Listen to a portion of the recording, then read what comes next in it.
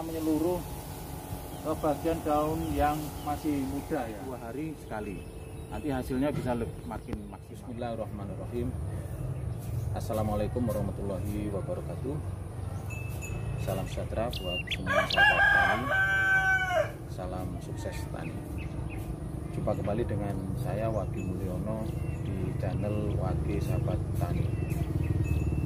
Nah, pada kesempatan sore hari ini saya akan menanggapi beberapa komentar pada postingan saya sebelumnya tentang penggunaan magnesium sulfat yang berfungsi untuk menghijaukan atau meningkatkan zat klorofil daun sehingga daun durian itu menjadi lebih hijau. Yang akan saya tanggapi atau saya jawab pada kesempatan kali ini tentang penggunaan magnesium sulfat, yaitu seberapa banyak atau dosis dari magnesium sulfat yang kita gunakan untuk spray atau spot pada daun durian ya. Jadi sahabat tani semuanya, di kemasan sebenarnya sudah tertera ya, di kemasan sudah tertera. Kalau di Merauke ini, di produk Merauke ini ya, MAGS ya, itu ada ya, itu ada petunjuk atau dosis pemakaiannya. Nah ini ya, bisa dilihat di sini ya. Nah ini dosis pemakaian. Nah ini ya, dan di sini juga tertera ya, cocok digunakan pada semua jenis tanaman ya, buah, bunga, sayuran, tanaman pangan, palawija, serta tanaman perkebunan ya. Jadi sahabat tani, pupuk magnesium sulfat ini sebenarnya cocok buat semua tanaman, bisa gunakan ya. Ini yang di Merauke ya. Kalau yang di produknya Pak Tani ya, di produknya Pak Tani ini enggak ada sahabat tani ya, enggak ada penjelasan penggunaannya. Dia hanya unsur-unsurnya aja ya, bahan bakunya aja ya. Tapi dua pupuk ini sebenarnya sama ya.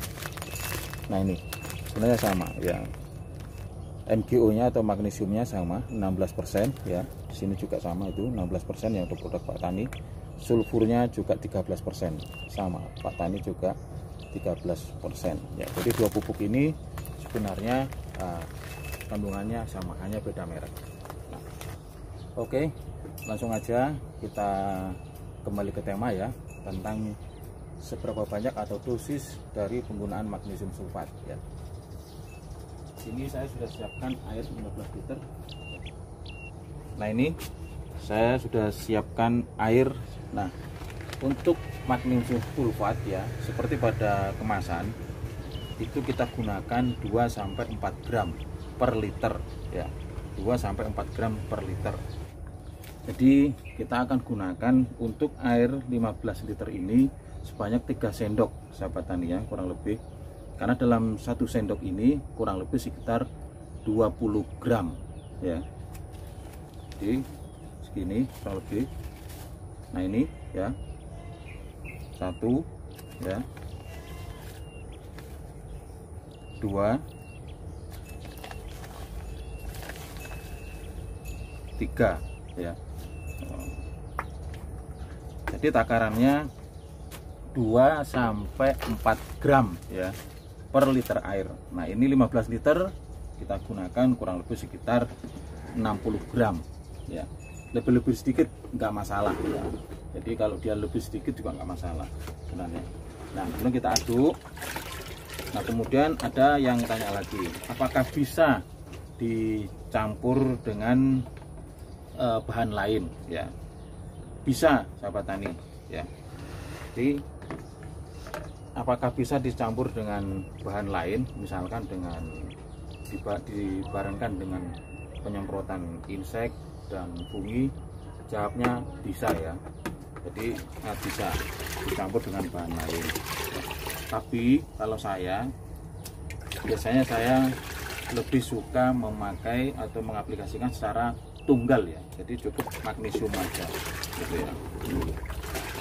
Juga lihat kondisi tanaman ya. Nah ini sudah tercampur rata, kita tuang ke tangki spray ya.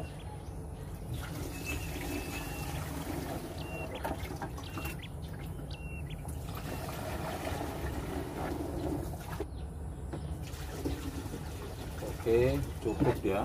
Kita pakai setengah tangki aja supaya nggak terlalu berat, sahabat tani. Pada memanggulnya, kita tutup.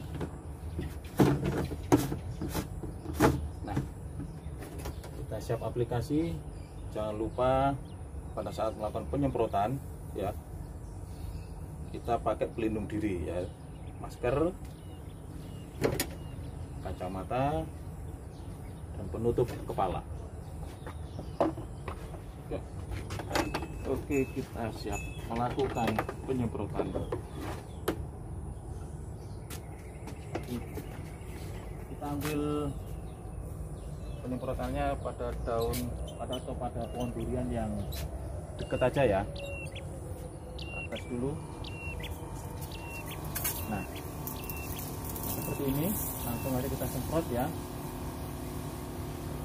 Seperti ini, semprot secara merata ya, atas dan bawah daun ya, atas dan bawah daun.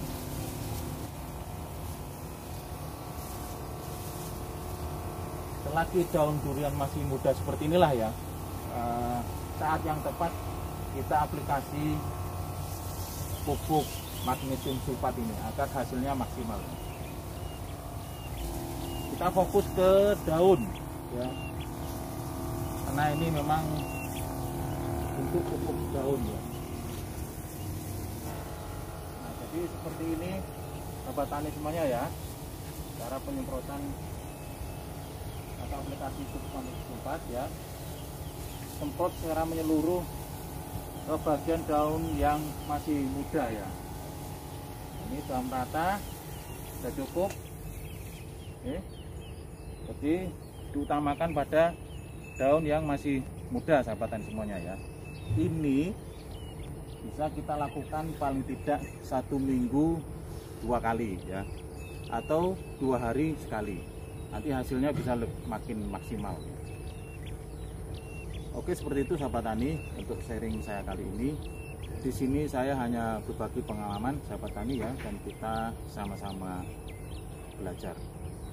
Semoga bermanfaat. Sampai jumpa lagi pada postingan saya berikutnya. Wassalamualaikum warahmatullahi wabarakatuh.